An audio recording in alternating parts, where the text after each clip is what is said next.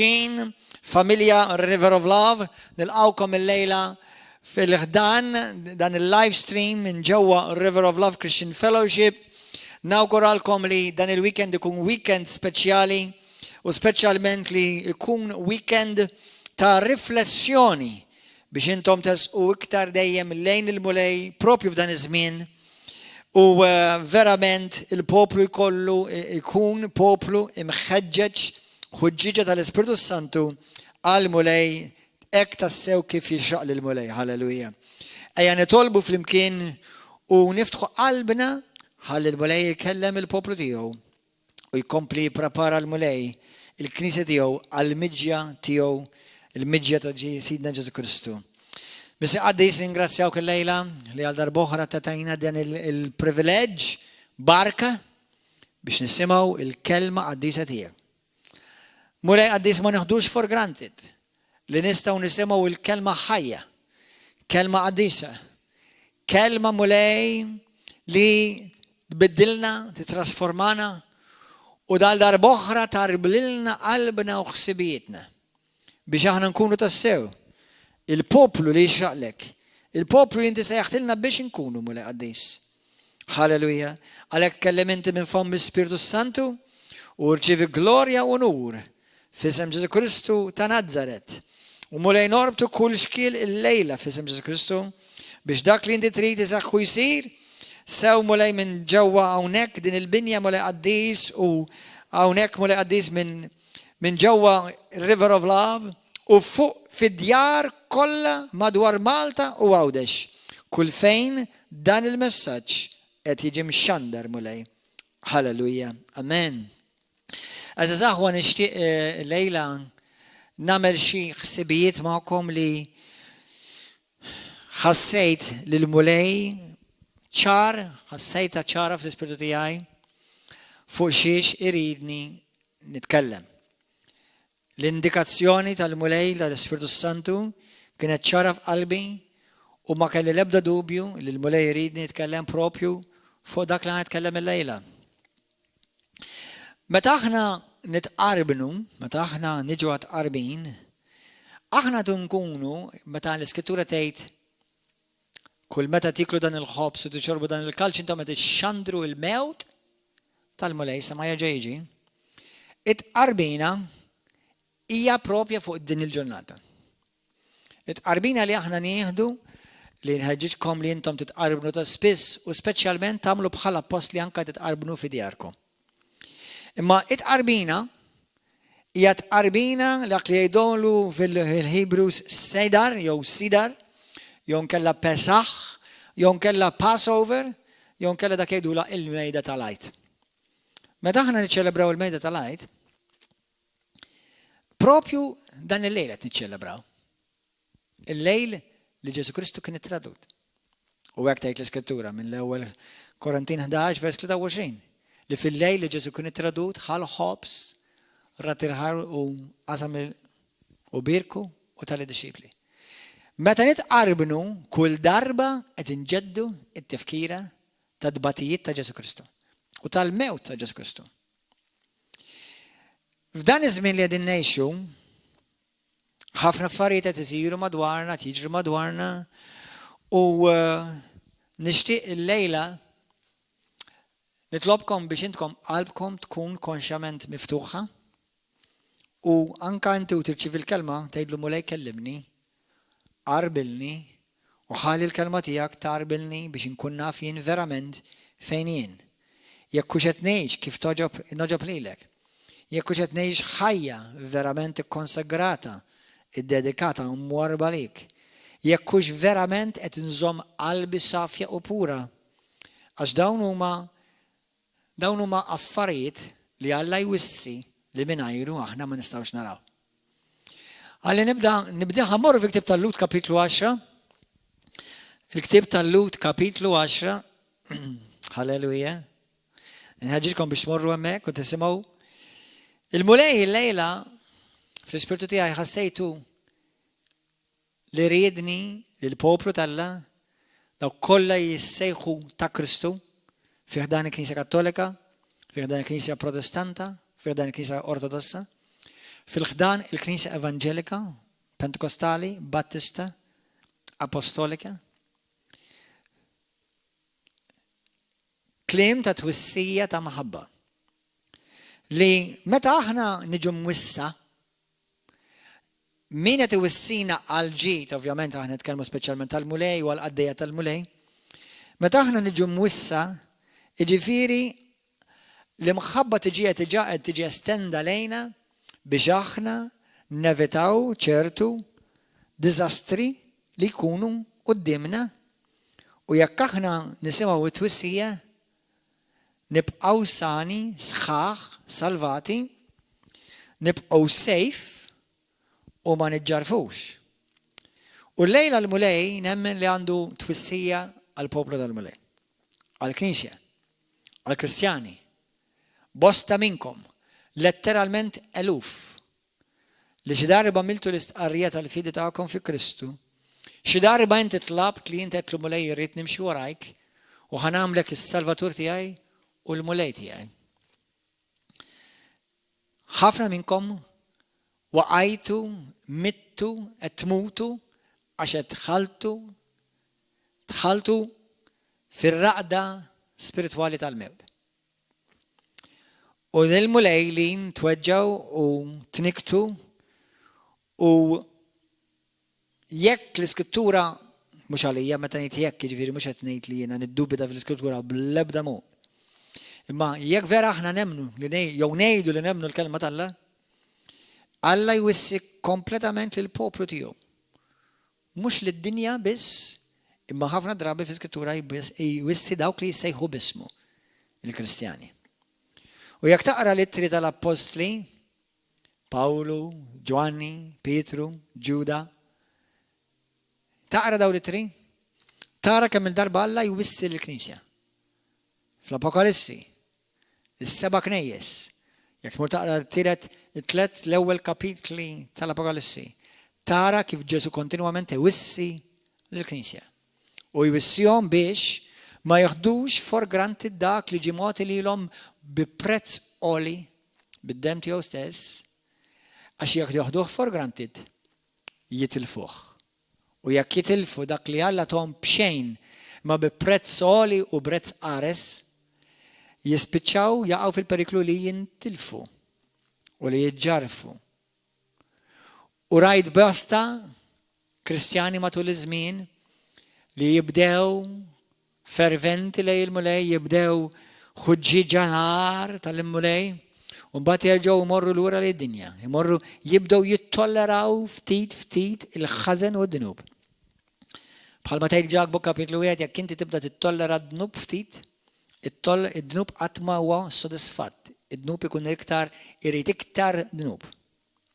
Il-ħażen ikun irid iktar ħażen. U twissija li l-mulej għandu llum ta' maħabba ta' missier huwa li l-poplu tiegħu u li jiedu moħħok żomm għajnejk fuqi. Bħala binti, ibni, żomm għajnejk fuqi.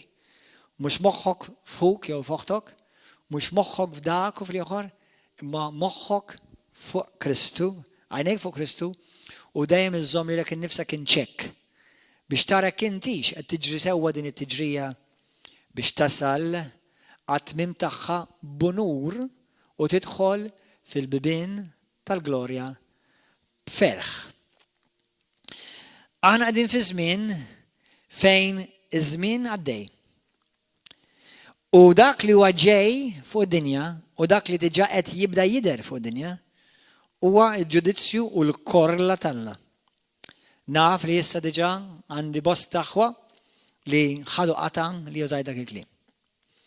Għax meta nitkellmu fuq il-ġudizzju tal-Alla, ma tantx nieħdu pjaċir bih, ma tantx huwa xi messaġġ li nieħdu pjaċir għax ma ngħidux li huwa pożittiv. Jiddependi mill-liema tarah. Jekk inti tkun ser fit-triq tat-telfin u inti tisma' twissija tal-mulej u inti taġixxi fuq dik twissija inti salva. Imma l-min ma jridx jaf, allura jkun għal xejn, anzi ikun ġudizzju doppju. U għalhekk ħanamel naqta parantesi, dal-messaġġ huwa għal nies vera tal-Alla, għal Knisja vera ta' Kristu, għal nies li għandhom imħabba f'qalbhom ġenwina għal Alla. Għalkemm dan il-messaġġ hemm minnu li ħajkun jgħod għad-dinja anke dawk li għadhom mhumiex Kristjani, imma nħeġġeġ lilkom eżaħwa Kristjani li intom tuħdu ħsieb ruħkom qalbkom li tibqa' safja u qaddisa u bla teba sal-aħħar jum. Ġesu huwa dak li jżommna, Ġesu huwa dak li qaddisna, imma ovvjament aħna maħniex pupazzi, aħna wkoll qed nikkooperaw mal-pjan tiegħu kontinwu jum wara jum. U Alla tibżax, ara ma taħsibx li Alla huwa b'xi lembuba f'idejh qed jiġri wara kontinwament li kull darba li tagħmel xi żball Alla ħajtik xi waħda fuq rasek. Alla mhux hekk. Alla huwa missier twajjeb. Imma tħallix li rasek titbies, qalbek titbieslek, għax meta inti tibqa' tagħmel il-ħażin wara li tkun ġejt imwissi, tispiċċa li qalbek tixraf jew tixrif. Qalbek titbies. Id-discerniment tiegħek jiġi ma jibqax intatt. Halleluja. U għalhekk il-Mulej jrid iwiss il-poplu tiegħu li hemm korla talla li hija pending kif jgħidu bl-Ingliż li ġejja fuq din id-dinja u fuq dawk kollha li jsejħu forsi ta' Kristu jew Kristjani imma qegħdin f'ribelljoni u f'diżobbedjenza. U għalhekk it-telfin tagħhom ikun żgur skont il-kelma talla. Għalkemm li wieħed jindem iċ-ċans jibqa' dejjem hemm. Jiraw int sakemm anke għadek ħaj sal-aħħar nifs, il-ċans li tindem huwa dejjem hemm preżenti. Però toħodix for granted. U għaliex għażil dan il-messaġġ illum propju. Fil-ġimgħa l-kbira u bej il-ġimgħa u l-ħadd fejn aħna niċċelebraw l-akbar festa fil-Kristjaneżmu tal-Irxoxt, dawk huma jumejn jew 3 ijiem, ħanejdulhom 3 ijiem għad-dritt 3 ijiem sakemm Ġesu Kristu irxoxta 3 ijiem ta' dlam. 3 ijiem ta' krua, terrur, speċjalment għal Sidna Ġesu Kristu. U t-terrur li Ġesu Kristu għadda minnu biex jiena u inti ma jkollix għalfejn ngħaddu minnu. Imma jekk aħna ninjoraw it-twissijiet tal-Sidna Ġesu Kristu, ninjoraw it-twissijiet tal-profeti talla, il-qaddejja talla, allura ma jkun baqa' xejn iktar ħlief naraw il-ġudizzju talla fuq ħajtna. Mhijiex frażi popolari, però ħafna jinsew li Alla Kristu huwa l-istess il-bieraħ, illum u għal dejjem. U jekk inti tkollok idea jekk Alla għadux jiġġudika lill-Knisja, jekk Alla għadux jiġġudika lid-dinja, inħeġġitkom biex intom tmorru taqraw il-ktieb tal-Atti tal-Apostli. Fejn deret id il-mulej tal-ġudizzju u fejn il-ġudizzju waqa' fuq nies. Fuq profeta fals. Bar Jessu jew Bar Ġesu. Fuq Ananija u Safira. Fuq sultan li beda jieħu l-glorja tiegħu u waqa' u ġie milqut mill-lanġa tal-mulej u kellu ħiddut. Il-ġudizzju talla fit-Testament il-ġdid jeżisti wkoll. Il-ġudizzju talla fit-Testament taħt il-patt il-ġdid ukoll jeżisti. U l-ġudizzju talla ma waqafx. U din hija twissija tal-imħabba tal-mulej biex jiena u inti ma naqgħux taħt il-ġudizzju talla. Il-mulej għax iħobbna bħalma jmissier iħobb il-uliedu iwissina. Nixtieq nibdew naqraw mill-ktieb tal-Lut kapitlu 10 vers 26. Kulħadd imur Lut 10 vers 26. Mbagħad ħanaqsam magħkom viżjoni li l-mulej tani madwar ġimgħa ilu bejwet u jor. Il-mulej ta' spiss ikellimni b'viżjonijiet jew ħolm profetiku, ovvjament apparti mill-kelma qaddisa tiegħu. Għal dawk li intom forsi dit instema' xi ħaġa stramba, mija stramba assolutament xejn, għax il-puddej mulej jinqeda u jitkellem għal qaddejja tiegħu prinċipalment number 1 bil-kelma talla l-Bibja. Number 2 bl-Ispirtu Santu. Imma jekk inti tara kif Alla jkellem il-qaddija tiegħu sew fit-Testament tal-Qadim u anke fit-Testament il-Ġdid, tmur tara li Alla bosta drabi jkellem il-profeti tiegħu bil-ħolm u bil-viżjonijiet. U ftakar li Ġesu huwa l-istess il-bieraħ illum u għal dejjem. Alla ma tbiddilx, il-bniedem tbiddel, imma Alla ma tbiddilx. Vers 26. Għax jekk wara li ħadna t-tarif sħiħ tal-verità, nidimbu minn rajna, ma hemm sagrifiċċju ieħor għad-dnub xi jsir. Hawnhekk l-awtur il-kittib ta' dan il-ktieb Lut qed jikteb li dawk li huma semgħu il-verità, semgħu il-Vanġelu, dawn huma Kristjani. Nies li anke tagħmdu, nies li mxew mal-mulej, nies li semgħu il-kelma t'Alla, semgħu il-Vanġelu. U hawnhekk l-awtur qed jgħid għax jekk wara li ħadna it-tarif sieħ, meta tarif ħadnieh tal-verità. Nidimbu minn rajna ġifieri nibqgħu ngħixu fid-dnub. Nidimbu minn rajna ġifieri qed nagħmlu dnub apposta għax hekk irrid.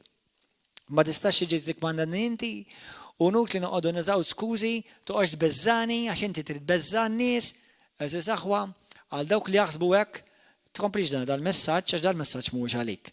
M'intix xi ħadd li għandi denju tkun imwissi biex issalva. Kompli għaffeċ u għamel dak li trid int.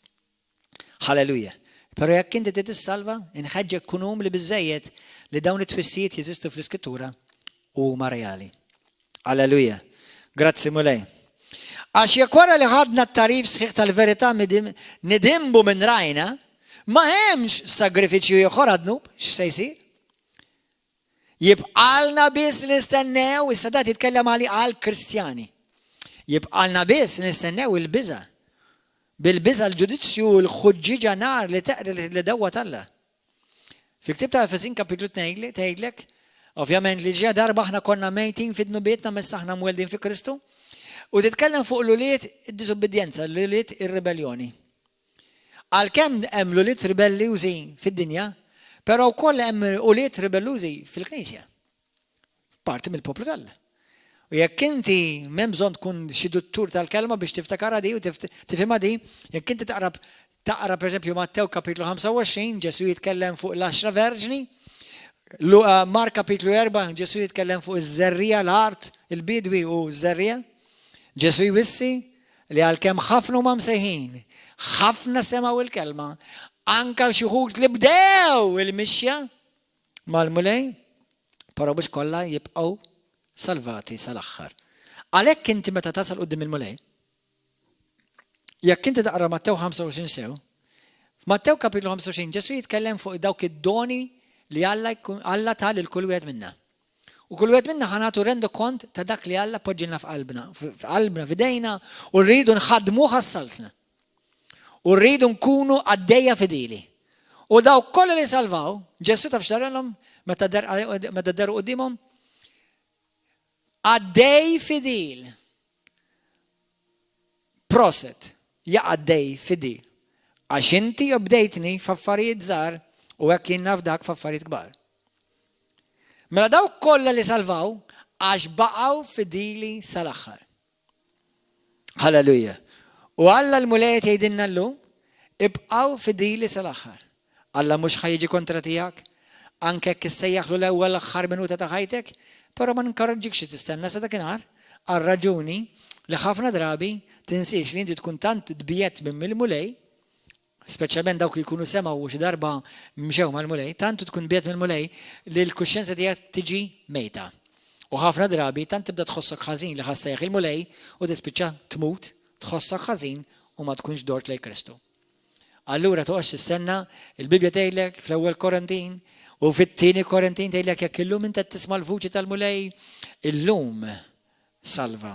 Jekk illum qed tisma' l-vuċi tal-mulej, illum għamel xi ħaġa fuqha. Tgħidlu x'għada jew pitada, jew meta nikber, jew meta nixjieħ, jew meta noħroġ bil-pensjoni. M'għandek l-ebda garanzija li inti ħatara għada. Halleluja. U għaliex din it-twissija? Għax dak li bata Ġesu u bħalissa aħna għaddejn mill-istaġun fejn id-dinja kollha tiġi mfakra id-batijiet ħorox li Ġesu batihom għalik u għalija biex naw inti ma nintilfux. Għalija u għalik bata Ġesu terrur kbir li għadda minnu li saħansitra Ġesu beża. Ġesu beża. Ġesu beka. Ġesu għajjat u werza u talab il-missier biex iħilsu minn dan il-kalċi Il-kalċi tal-korla tal-Alla. Allura, jekk inti tinjora il-messaġġ tal-mulej, il-kelma tal-Alla, dak li Alla l-ank li Ġesu Kristu li bentalla l-ħaj divin perfett, inklusu stess tant beża minnu, ikollok tixorbu kollu inti. U għalhekk tispiċċa fl-abbissi tal-infern. U tintilef. Toħodix, for granted.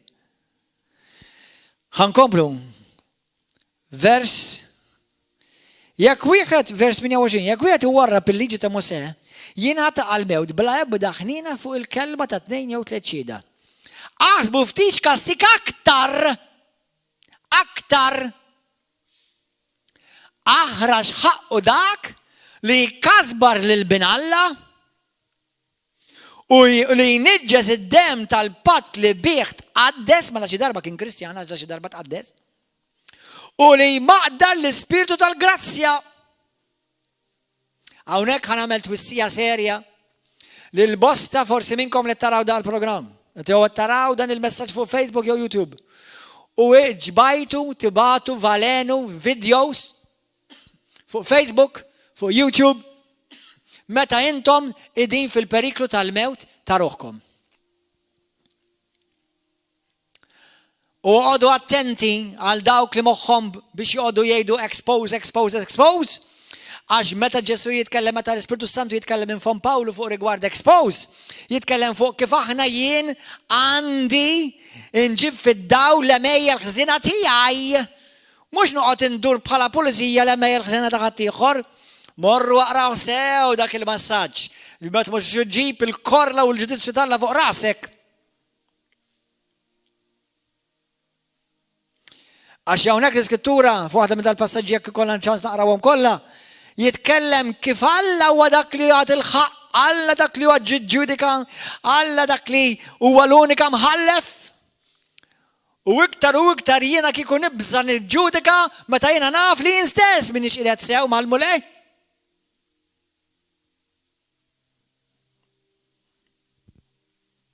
Kemm ikun ikbar il-ġudizzju tiegħek.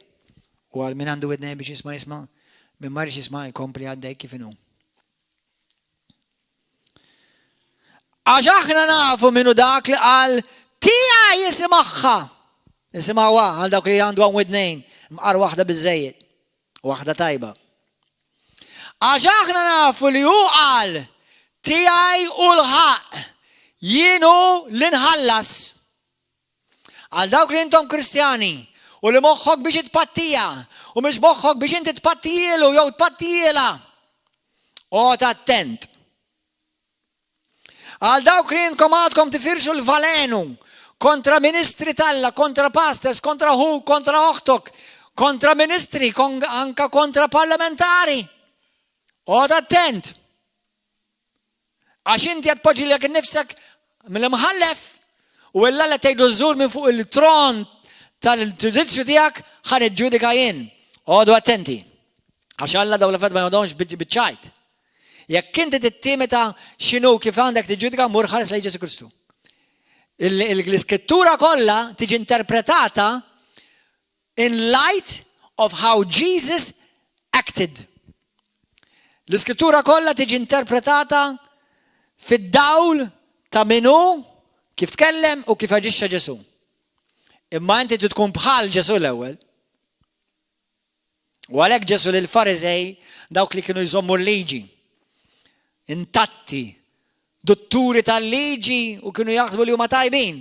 Għalhekk Ġesu qalilhom f'Ġwanni 8 minn minkom m'għandux l-ebda dnub jitfa' l-ewwel ġabla.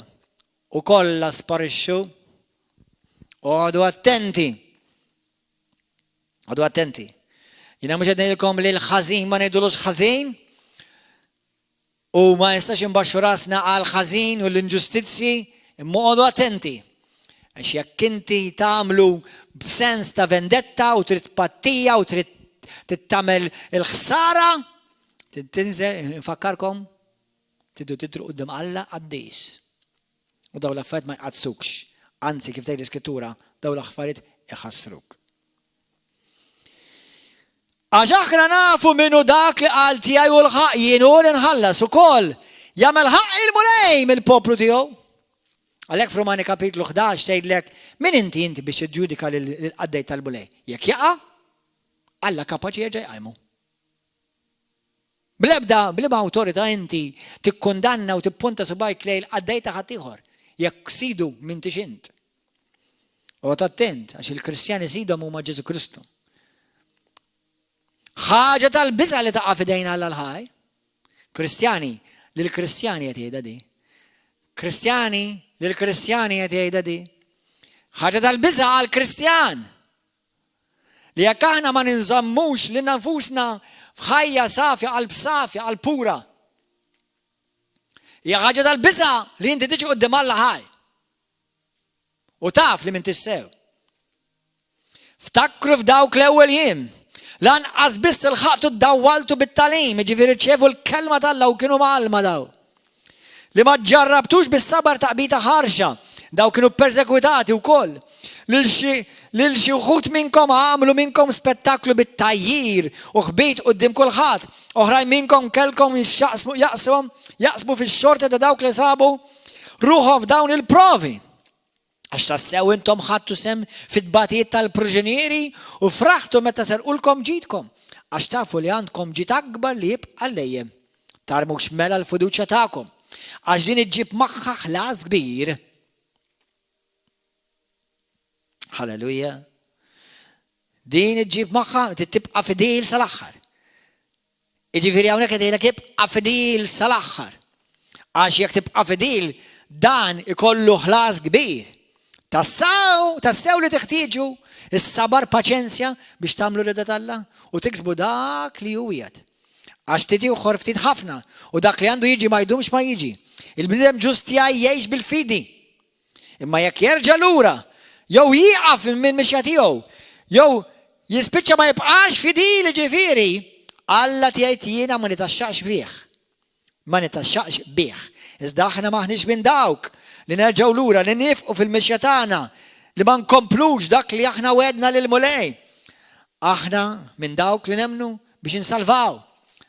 Aħna dan dawk li nemnu jew dak li nibqgħu fidili ġifieri mimlin fidi biex insalvaw. Eżiż aħwa dawk kollha li intom Kristjani ħankellimkom ċar u tont. Jekk inti qed tgħix ħajja poġġut mal-boyfriend jew poġġut mal-girlfriend. Jekk inti qed tagħti ħajtek għal pornografija, jekk inti kontinwament tiddaj, tgħix fid-droga u tgħid Alla jifhimni, Alla jifhmek għax m'għandux problema jifhem il-ħadd, kwalinkwa lingwa jifhem Alla. Imma Alla tiwissik biex tindem u tieqaf la issa rċivejt l-arfin tal-verità. Għax jekk tibqa' sejjer fil-ħażin, il-mulej jgħidlek hemm għalik is-salest ġudizzju u tal-biża' li taqa' f'idejn Alla biex jiġġudikak. Ftakar li Ġesu beża. F'dan il-jum il-mulej bħallu madwar 2000 sena ilu. Fil-ġnien tal-Getsemani Ġesu beża. Beka.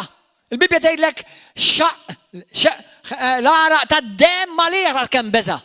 Mhix beża Ġesu. Mill-mewt naturali Ġesu beża. Ġesu beża mill-korla tal-Alla li kienet ġejja fuq.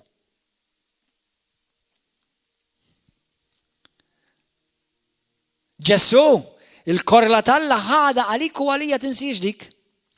U jekk inti tiċħat lil Kristu, jekk inti ma tibqax fidil sal-aħħar, jekk inti tibda tiġġustifika d-dnub, jekk inti tieqaf taqra l-Bibja, jekk inti tieqaf titlob u tfaħħar il-mulej, jekk inti tieqaf tixxierek, jekk inti wedtu l-mulej xi ħaġa u ma għamiltix dik il-weda, Alla ħajrikjedija minnek. Temminniex, tħabbix rasek, kompli sejjer kif int.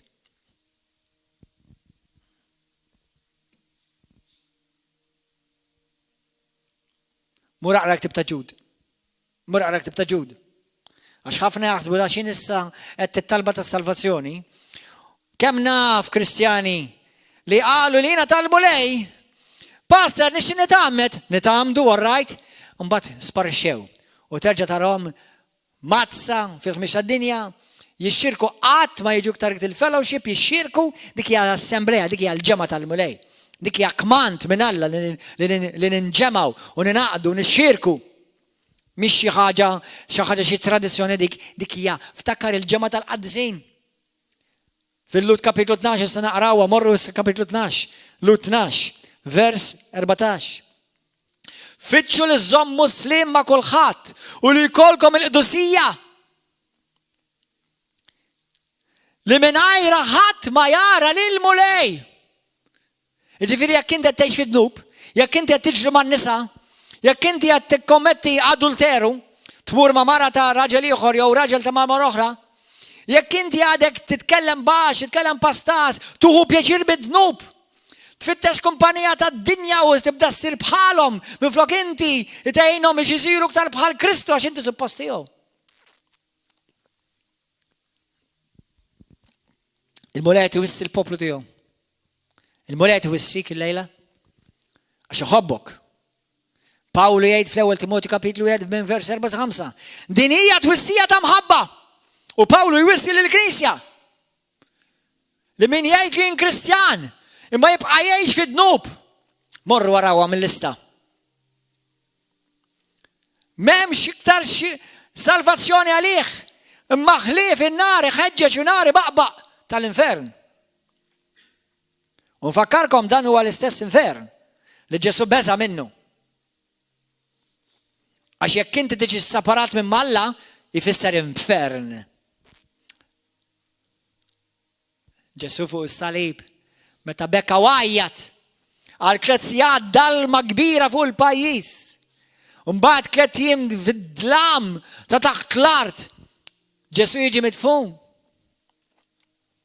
Da kollu għalik u għalija. Ġesu li ġie mifrud mill-Missier l-ewwel darba fl-eternità.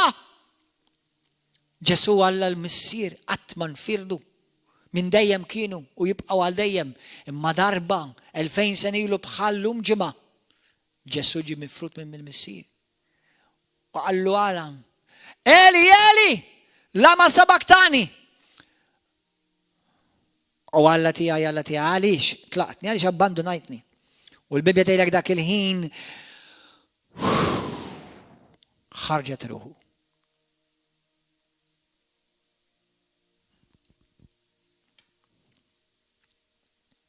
Kristjani, Church of the Living God, wake up.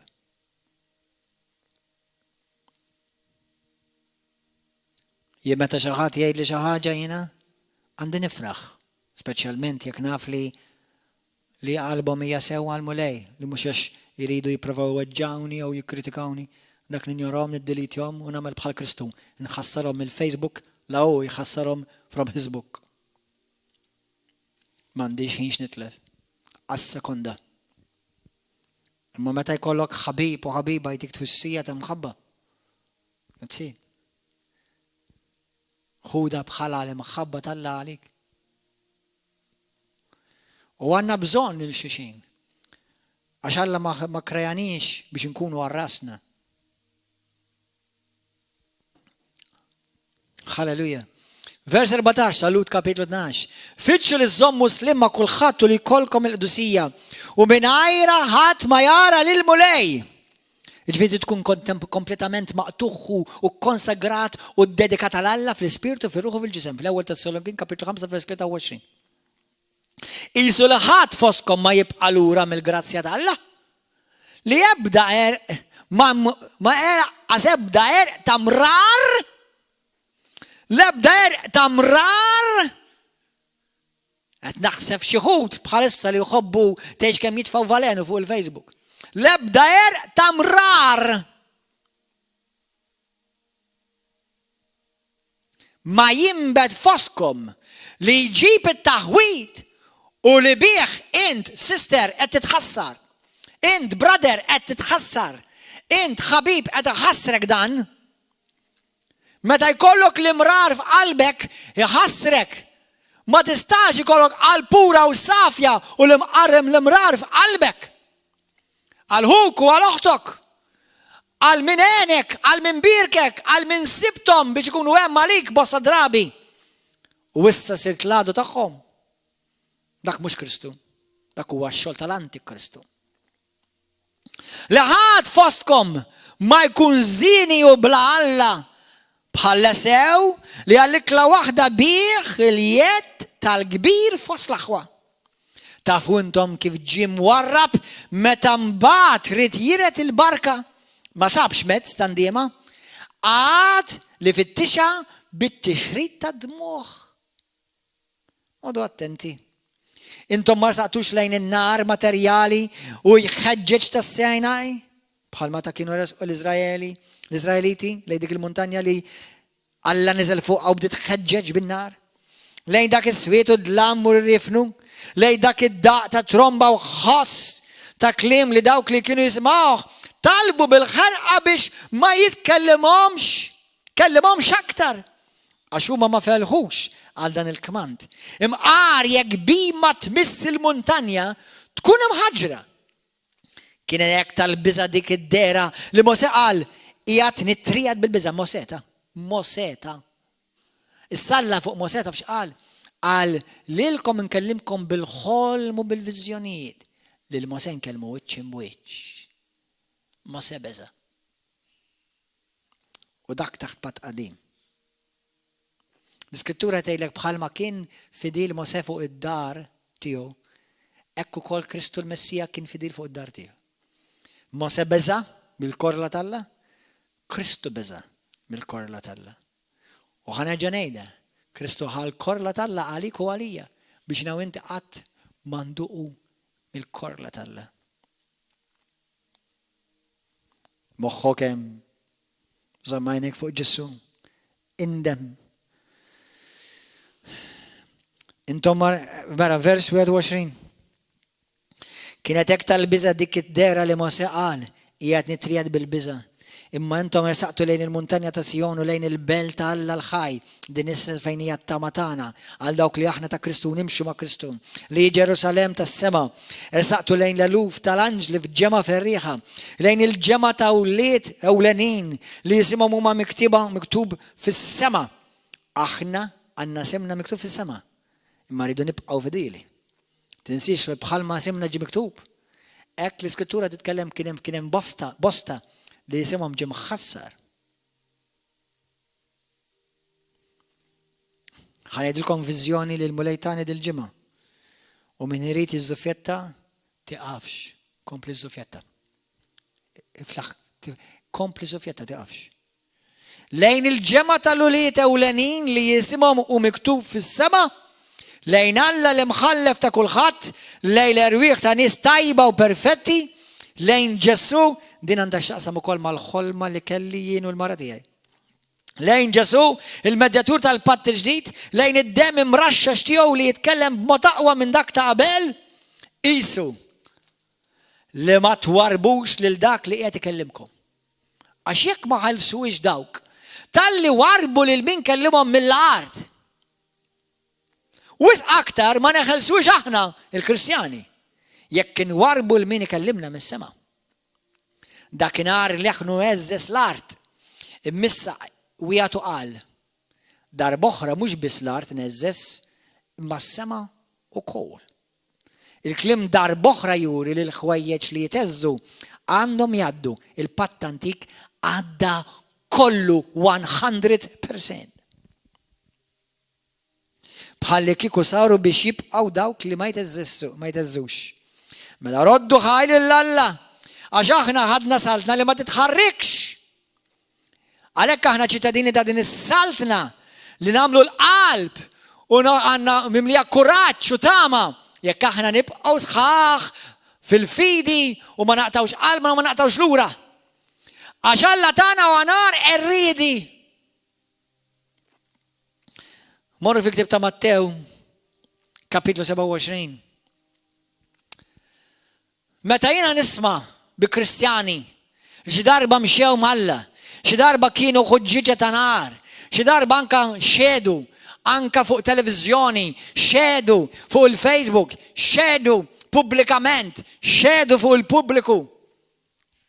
U llum il-ġurnata marru lura bħal dik il-ħanżira maħmuġa terġa' ddur fl-istess ħmiġ tagħha. Il-mulej jew nikket qalbu maqsuma għax uluidu stess qed ikasbruh. Mhux id-dinja. id-dinja Alla jsejħilha l-għadu tiegħi. Għalkemm iħobb lid-dinja Alla. Imma Alla huwa imnikket għax propja wlidu stess ikasbruh.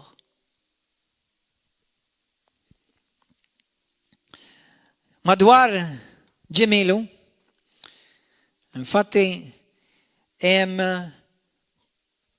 din hija ħolma li ma kontx qed nistennija assolutament. Bl-ebda mod. Ħolma profetika li il-mulej kemm il-darba jkellimni. Fil-25 ta' Marzu kienet din, jiġifieri llum din it-3 ta' April. Mu norqod bħas-soltu, nirringrazzja Alla jiena ġeneralment norqod sewwa, sakemm ma jkollix xi ħolma li Alla jqajjimni biha u jew jqajjimni biex nitlob.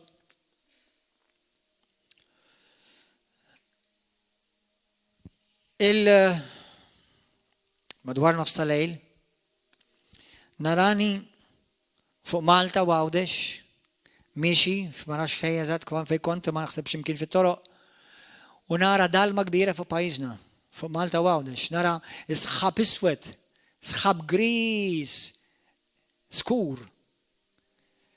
U ħassejt diqa u ħassejt biża'. U f'daqqa waħda nisma rada kbira li lili werritni fil-veru sens tal-kalma. Nisma rada kbira. U f'din il-ħolma waqt li qed nimxi taħt dan isħab iswed u gris f'pajjiżna Malta, issa wkoll illeġislajna id-droga, il-ħmiġ kollu tad-dinja ftit ftieħed qed idaħħluh f'pajjiżna u dawk li qed idaħħluh jekk ma jindmux jintilfu u jmorru l-infern. Apparti li l-korla tal-Alla tiġajja fuqhom. Ġwanni kapitlu 6, kapitlu 3 vers 63. Sa naqrawha wkoll.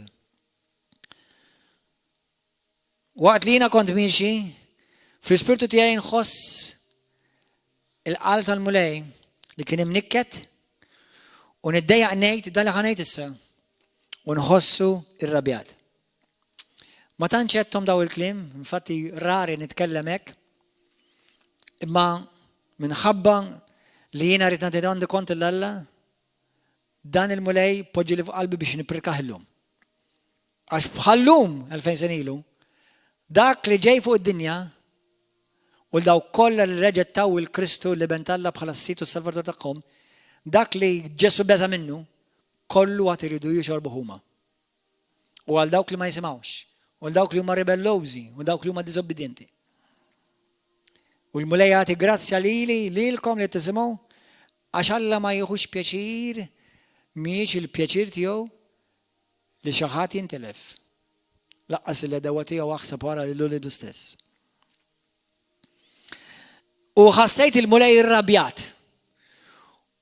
U smajt din il-berqa kbira jew kella bħal xi kanċell kbir jingħalaq u jissabbat li jiena qomt b'qalbi tferfer. U l-mara tiegħi ħdejja għalt li dak x'kien dak il-ħoss. Issa din hawnhekk min irid jemmen jemmen ma jemmenx ma jemmenx. Nindilkom fl-Atti tal-Apostoli kapitlu 2 vers 17 minn vers 16 sa 18 jitkellem fuq l-Ispirtu tal-Alla kif jitkellem u jopera fl-aħħar ta' żminijiet. Xi wħud ikollhom viżjonijiet, xi wħud ikollhom ħolm ikunu mill-mulej. Dik waħda hemm turrun. Imma niftakar qomt jien madwar id-dar, bdejt nitlob u għedt l-mulej xi trid tgħidli, xi tfisser din il-ħolma din minni ġejja jew di ġej minnek. Għal-moment insejt kemm Alla jitkellem fuq il-korla tal-Alla fil-Bibja, inkluż fit-Testament il-Ġdid, inkluż Kristu, inkluż fl-Apostli. Għal-moment insejt li Alla jitkellem ħafna fuq il-korla tal-Alla, għadni kif rajtilkom. Lut 10, Lut 12. Hemm passaġġi oħra, mitri ħafna oħrajn. U l-mulej ħassejtu fl-ispirtu tiegħi jgħidli li l-mulej huwa imnikket u rrabjat għaliex f'dan iż-żmien minflok ħafna qed jutilizzaw dan iż-żmien biex jersqu lejh biex jindmu ويفتشوا وجهه ويعطوا حياتهم ليلهم خلي يسلفوا خفنا وما alienati I don't care اكتر ينخلو فلفرت الدنيا السكوزي لله continuamente يدول ما عنديش حين الكلمة ما عنديش حين الطلب ما عنديش حين الشركة متى جسو هو في القريب جسو هو في القريب متى ينا ستاس نسمع كريستياني ويقولوا ما عنديش حين اقرا البيبيا ما عنديش حين نطلب ايش ما عندك حين عندك الحين كله اللي استسلي عندينا 24 ساعه كل خط عنده في الدنيا المليوناري البليوناري ودوك لا يفرديو بتشا هوبس كل خط عنده الاستاس 24 ساعه كل خط الاستاس هنا عنده ولا منكت عشان من فلوكت يزود الزمين يتولد زاغ بشيرس قولين الله أمينة تصير اكتر أروغانتي اكتر مملك بورية اكتر خزن واكتر يافتش في الذنوب من فلوك اللي يفتشوا يعملوا داك اللي واساو يونر الله ويينهم يصفوا في كريستو بالكلمة تيو الجودك عندي السا بينك وبين مولاي من تخسف من جيت من ديك يعني نبريفير اني نتكلم فوق كما لا يحبك كما يتبيركك وتكلمت فوق كمان ضربه اما وقال المولاي للمين حب الله يوسي ديك هي الكلمه المولاي متى كابيتل 27 مست سيال قدام وعدالمه كبيره فوق البايس كله سدسه سيا ومدوار الدساسيه يسوع عيد بلحن قوي وقال الي لا سبقتني يدفري هاي علاش طلعتني شهود من دوك اللي كانوا كيف سمعوا قالوا للي يتسيحتن ومنو في خوات منهم مار يجري ابد سبونزا ممليه بالخل وخلف تعرف تعزبوا تاع يشرب وقت الاخرين قالوا استنى حنراو يجيش علي يسلفاخ اما جسو رجعيت آية كبيرة ورات روحه وارا البولتيرة السانتواريو تشارتت في 2 من فوق سسفل الارض تزت البلاط انقسم ذاك الحين هو متى الكورلة تلا جيت صدس فتة ده هو كله بريكيرسر تشيرت يجري متى كريستو يجي يهو البوبلو تيو والكورلة تلا تجي فوق الدنيا اما يك انت كريستيان وديزوبيدينتي انت خطر الاستاس كورلة تلا وارا البورتيرة السانتواريو تشارتت من 2 من فوق سسفل عشان يطلع اللي شرتها بورتيرة خشنا اللي تقع فوق واحدة هي تطلق بورتيرة تبعي البوست القديس صار البوست الأكثر قديس اللي ورايا كان الله ينزل بالجلوريا تيو ينتقع مع الأساس الكبير ضربة في السنة الأرض تهزت البلاط انقسم ولعبرة انفتحوا قاموا خفنا اسمه تقدسين لكيلومتر لخرجوا من اللعبرة وورا الأومنتية ودخلوا في البلد مقطع وداروا للبوستانيس ما تنش يتكلموا في هذا الباساج مروا سوديا الشنتوريون وداوك اللي كانوا ميو عصا ما تجسوا كيف راو الأرض دزس ويجوا دان كلهم تلاقوا بزا لما بخالوا وقالوا دان كنت السيو لبنت الله جسوا بزا أشراء قدموا ترور كبير في الكتاب تاع غلاطين 3 في 2 كورنثين كابيتل 5 فيرس 21 السكتورة تيدنا اللي جسوا صار ذنوب علينا جسوا صار داك اللي دايم كان يبط بش الله المسير انت السير في كريستو داك اللي الله دايم كان يحب جسوا صار سخط علينا جسوا كان بركة اما مومنتاريامنت فوق الصليب السخطة كلها الدنيا الجنراسيونيت باساتي وفوتوري جيت فوق المارت كله الدنيا داك اللي سمعنا بيه وداك اللي عدنا بس سمعنا بيه جي فوق جسو كان الأول ضربة خيجي من مقطوخ بمسيره قط في الاترنتا ما كان يمشي ضربة اللي ما كانوش حاجة واحدة فوق الصليب جسو من حب الكورلة الله Għax Ġesu peress li sar dnub u Alla nnifsu jobgħod id-dnub. Allura għal-moment, Alla bagħat lill-ibnu. Għax Ġesu sar dnub u l-Bibja tgħidilna Alla jobgħod id-dnub. Biex jiena u inti nsiru fi Kristu il-qdusija, il-ġustizzja. Nsiru ġusti fi Kristu permezz ta' Kristu. Allura għalhekk Pawlu jwissi fi Ktieb tal-Lut kapitlu 2. Kif sar neħilsuha jekk aħna inwarbu salvazzjoni hekk kbira. Kif ħadeħlisa? Mhux tab xejn Ġesu jgħidlek ikun aħjar għalik li qatt ma twelidt.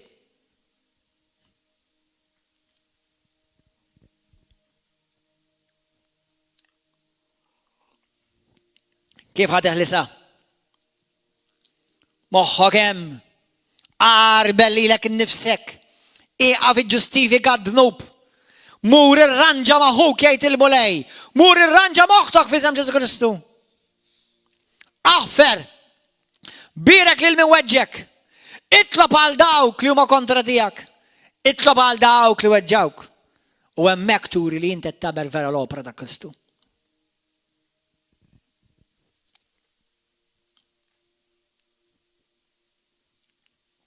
Fil-Ktieb ta' l-ewwel Tessalonkin. Anzi ħammorru fil-Ktieb ta' Luqa kapitlu 21 ħanaraw dawn il-versi malajr. Luqa naraw dawn il-versi malajr. Luqa vers kapitlu 21. Halleluja. Kellimna mulej. Għamel minna dak li trid int. Waqqa fuq il-poplu tiegħek Malti u Awċi. Fuq Malta kollha. Fuq is-saċerdoti, fuq is-sorijiet, fuq l-isfijiet, fuq il-pastors, fuq l-evangelisti, fuq l-apostli, fuq il-profeti, fuq daw kollha li jaħdmu fid-dar tal-mulej, fuq daw kollha li jsejħu ismek, waqqa mulej il-biża' tiegħek. Għax il-biża' tal-mulej hija l-bidu tal-erf.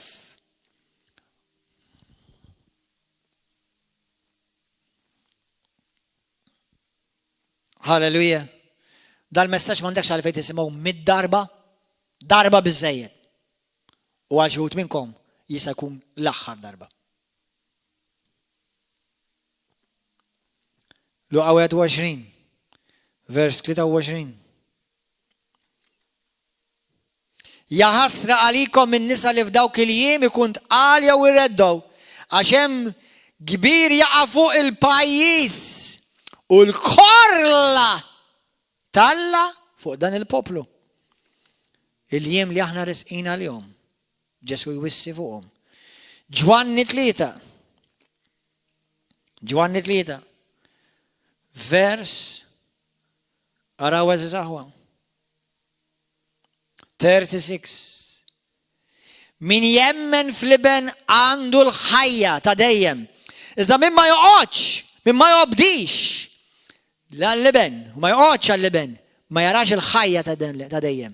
Imma minn flok tibqa' fuq il-korla talla, tibqa' fuqek il-korla talla, tibqa' fuqek. Ġifieri inti tirreġetta l-Kristu sal-moment li inti ma ċċettajtux il-Kristu għatem il-korla talla fuqek u jekk tmutu taqaflek qalbek inti tispiċċa fl-abissi tal-infern għall-eternità. Romani kapitlu 1. Dawn huma twissijiet biex intom tkunu tafu li Alla hemm korla li ġejja fuq id-dinja. U qed iwissi l-poplu tiegħu biex ma jaħdux sem. Għax il-kolla mhijiex maqtuha għall-poplu tiegħu, mhijiex maqtuha għal dawk li huma mifdija bid-dem ta' Kristu. Imma jekk inti d-dem ta' Kristu tikkalpestaħ u toffendi l-ispirtu tal-grazzja ma jibqa' xejn ieħor ħlief il-korla talla.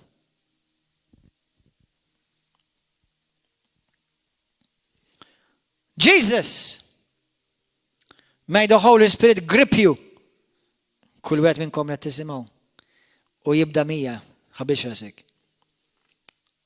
Għax il-messaġġier ukoll għandu bżonn il-messaġġ. Halleluja. Ma minn minix ħankun wieħed bħal dawk li mmur lura u jekk naqa' mhux bil-fors naqa'. Għax mhux bil-fors li naqgħu. Naqgħu jekk iridu. Ħafna drabi naqgħu jekk iridu. Hemm affarijiet li forsi naqgħu qas inkunu nafu li waqajna għax aħna maħniex perfetti. Imma hemm ħafna drabi fejn naqgħu għax irridu naqgħu. Romani kapitlu 1 vers 18. Il-korla ta' Alla tidher nieżla mis-sema fuq il-ħażen u l-inġustizzja tal-bnedmin li jżommu l-verità mjastra bl-inġustizzja. Għax dak li wieħed jista' jaraf minn Alla kien, iva, revelat lilhom, Alla stess urjomlhom. Il-kobor tiegħu li ma jidirx, jiġifieri s-seta tiegħu ma ta' dejjem u d-divinità tiegħu huma setgħu jarfuh sa mill-ħolqien tad-dinja permezz tal-ħlejjaq u għalhekk m'għandhom ebda skuża. Imma għad li Alla għarfuh huma la taħu ġieħ ta' Alla li hu u lanqas raddewlu ħajra, al kontrarju moħħhom intilef fil-bluwa u qalbhom bladen id-dalmet. Waqt li rridu jagħmluha ta' orrif saru iktar boloħ u bidlu l-glorja ta' dak Alla li ma jintemx basura u xbija tal-bnedmin ta' bniedem li jintem. Eżis kattolċi, hawnhekk taqgħu f'dil kategorija intom, li għamiltu l-istatwi ġbijat u toqgħodu tadrawhom u tfaħruhom u todluhom fuq spallejkom, anzi ringrazzja Alla saret xi ħaġa tal-ġid din il-ġimgħa kbira li naqset li doletrija madwar tat-toroq ta' Malta. Napprezza l-arti sagra, imma Alla ma japprezzax meta l-idoli u l-istatwi jisiru oġġett ta' qima. Tal-asafar bejjem berba saqaj ta' srib u għalhekk Alla rħihom għal ġibdiet ħżina ta' qalbhom biex jitniġsu u waqgħu fil-għajb għal ġisimhom stess bejniethom. Il-verità Alla bidluha ma' gidba u taw il-ġieħ u l-qima tagħhom lil ħlejjaq floq lil dawk li tawhom lil ħalliq li jkun imbierek għal dejjem tammen. Għalhekk Alla talaqhom għal ġibdiet bla ġieħ, in-nisa tagħhom bidlu l-użu naturali kontra n-natura. U hekk ukoll il-ġiel ħallew l-użu naturali tal-mara u xelu bil-passjoni għal irġiel oħra l-ġiel mal-ġiel biex jagħmlu ħwejjeġ bla ġieħ f'għajnejn Alla u bi ħlas ta' dan irċievu fihom infushom il-ħlas li ħoqqhom ħtijietom. Għodu attenti. Għax jiena u inti maħniex ħanidru quddiem bniedem, la quddiem papa, la quddiem isqof, u laqqas quddiem apostlu jew quddiem pastor. Int ħadidem quddiem Alla qaddis. U Pawlu beza. Ġesu beza. Mose beza. Issa, jekk aħna ngħixu għal Kristu, m'għandekx għalfejn tibża. Ejja ħantikom kliem ta' kuraġġ issa. Għal dawk li intom forsi issa tħaltu daqsxejn f'qoxortkom kif imiss. Alla bħalissa tisejħinna l-ħajja ta' qdusija u nkunu serji. Morru fi ktib ta' Halleluja l-ewwel Tessalonikin. L-ewwel Tessalonikin. Nixtieq ninkoraġġikom naf li huwa messaġġ tqil imma jista' jħilsek għax il-verità taħilsek.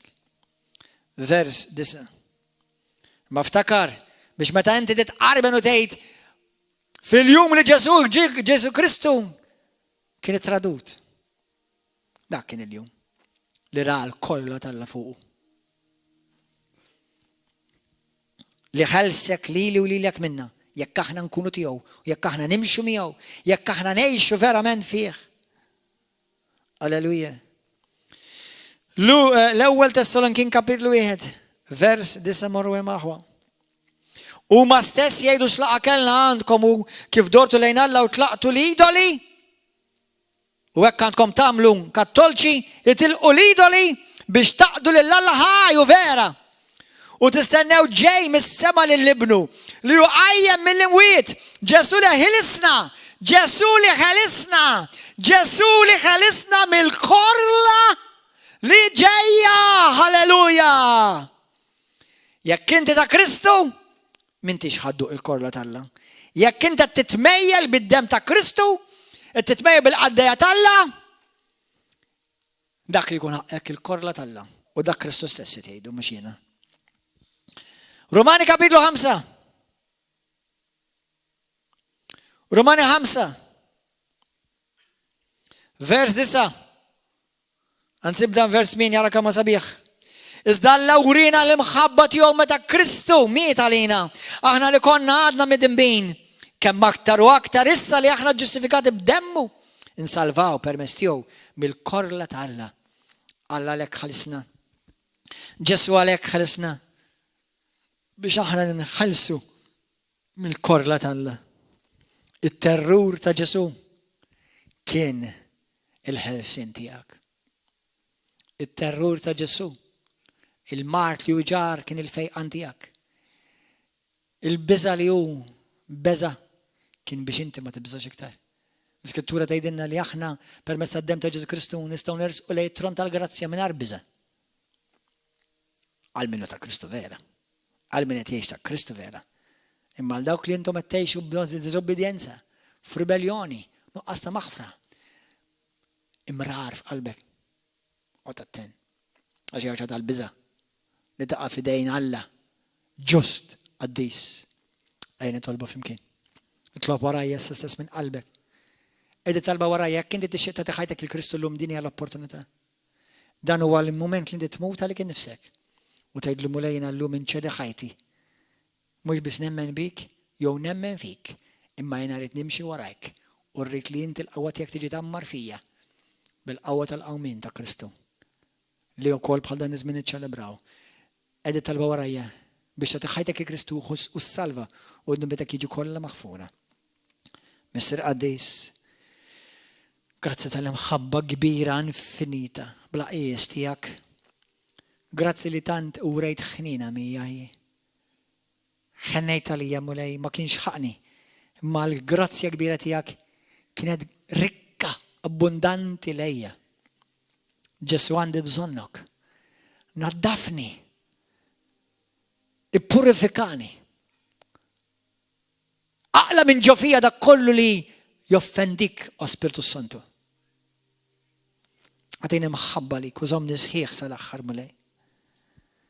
Abba Missir, grazzi ta' ibnik Ġesu. Ġesu, grazzi li inti l-Missir jaketlu iva. Inti jattiva s-salib. Inti jett iffaċċajtu xrobt il-koll kalċi tal-korla għalija biex permezz tijak jina nsalva. Jina naħfir il-kull min weġġani, anzi li tolbok dbirikom u tatjom il-grazzja u kol jarfuk. Mulej Ġesu għajja f'ħajti. Poġġi fuq tron ta' ħajti. Salvani.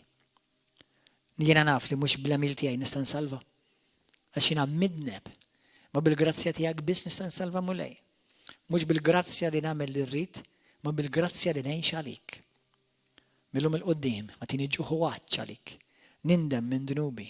Ngħid le lid-demonju, ngħid le l-ħażen, ngħid le dak kollu li jġarrafni u jfixkilni u jbedni minn sidi u l-maħbub ta' qalbi Ġesu. Ġesu inti s-sit u s-salvatur ta' ħajti. Xi darba ħanider qudiemek. U inti tkun id-difensur tiegħi, l-avukat tiegħi. Grazzi tal-ismajtni, illum jien salvat, mhux bl-opri tiegħi, mhux b'mertu tiegħi, imma bil-grazzja tiegħek. U issa din l-istess grazzja jiena ngħix għalik mulej bil-qawwa tal-Ispiritu Santu u l-kelma tiegħek amen. Jekk inti għeddik it-talba llum minn qalbek vera, illum int salvat. Nubitek maħfura kollha. Kollha. Ġesu jħobbok. Ħafna jħobbok. Ħafna iktar milli nista' ngħidlek. Imma ma jfissirx li għax jħobbna nabbużaw bil-grazzja tiegħu u bil-ħrina tiegħu. U nkomplu nagħmlu l-ħażen u ngħidu hija Alla jfhimni. Alla dak l-affarijiet ma jġustifikahomx. Għax Alla tagħna s-saħħa tiegħu biex nelbu dnub. Mhux tagħna s-saħħa tiegħu biex niġġustifikaw dnub. U iva, kulħadd jiżbalja. Imma ma ngħixux fl-iżbal, ma ngħixux fid-dnub. Illum jekk inti qed tisma' dal-messaġġ, Malta għawda xejn fejn int. Ibadda dan il-fuljett u nibatulek b'xejn fil-posta biex tibda l-mixja tiegħek verament ħajja ma' Kristu. Mhux reliġjon, relazzjoni. U jekk inti verament dal-messaġġ messek u verament ittgħix għal Kristu, issa huwa l-moment li tagħmel commitment ma' Kristu u żommu dak il-commitment.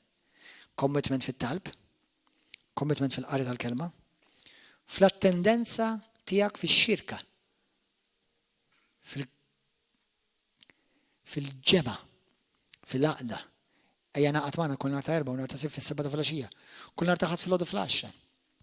U l-commitment tiegħek, il-wedit li inti Alla tiġà wettu mill-lat tal-finanzi.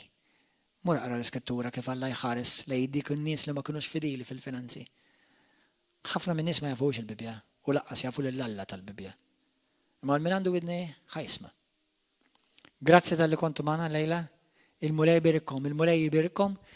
Idaw ħares bħarsa ta' mħabba u ħunina fuqkom.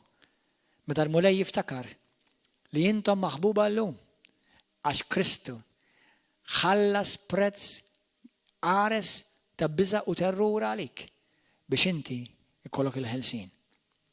Narawkom il-programm il-miss, narawkom il-messaġġ li miss għal dawk li intom qed taraw il-lejla, kunu magħna għadha fl-10:30 għal messaġġ ieħor bl-Ingliż. Nawguralkom lajt tajjeb u nawguralkom weekend sabiħ mimli ferħ, mimli għena, saħħa u ġid dan il-weekend tal-lajt. Il-paċi magħkom. God bless.